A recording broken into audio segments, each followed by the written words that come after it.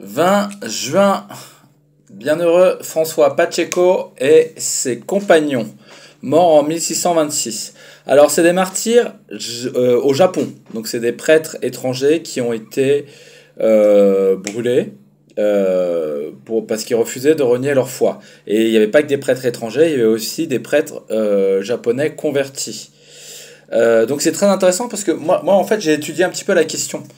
À l'université, je me souviens, on avait effectivement parlé du christianisme au Japon.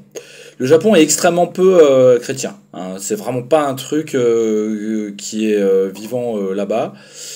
Pourtant, au milieu du XVIe siècle, il y a Saint François Xavier qui avait évangélisé la Chine, qui est parti au Japon et qui a évangélisé les Japonais et qui était très surpris d'ailleurs de voir un peu le degré de civilisation des Japonais et il se disait mais aurait-il reçu déjà la révélation tellement ils ont l'air au point d'une certaine manière.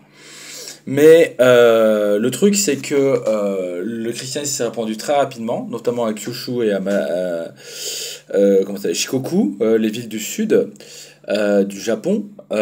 Mais tout de suite, ça a été considéré comme une menace. Et du coup, il y a eu de la répression. Parce qu'évidemment, l'empereur, descendant de la déesse du soleil Amaterasu no Mikami, voilà, Amaterasu, la descendant de la déesse du soleil, effectivement, c'est comme s'il reconnaissait plus la valeur de l'empereur. Et puis même, il y a toujours ce côté révolutionnaire hein, des chrétiens. Effectivement, les autorités locales, les autorités temporelles, les autorités de ce monde sont très inquiètes de voir des gens qui refusent finalement d'obéir aveuglément à des tyrans finalement hein, et qui croient dans une sorte de libérateur de l'au-delà. C'est très gênant au niveau sociétal. Donc du coup, il y a eu beaucoup de films sur cette répression des chrétiens au Japon, dont Silence, qu'il faut absolument que je voie. Peut-être que j'en parlerai un jour quand je l'aurai vu.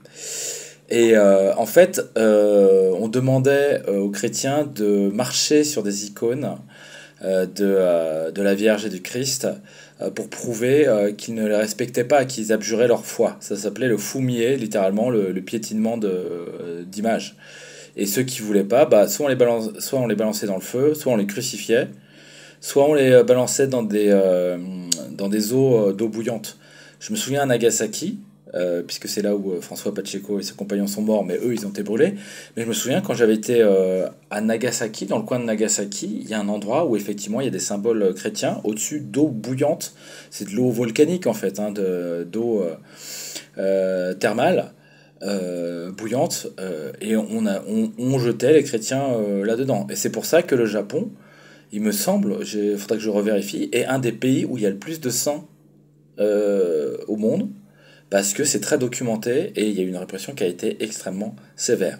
Je pense que je ne vais pas trop m'attarder là-dessus parce que j'aurai beaucoup de choses à dire sur la chrétienté au Japon, mais ce sera peut-être pour une autre fois. Donc, bienheureux Pacheco et ses compagnons, priez pour nous. Bienheureux Pacheco et ses compagnons, apprenez-nous à vous aimer. Merci.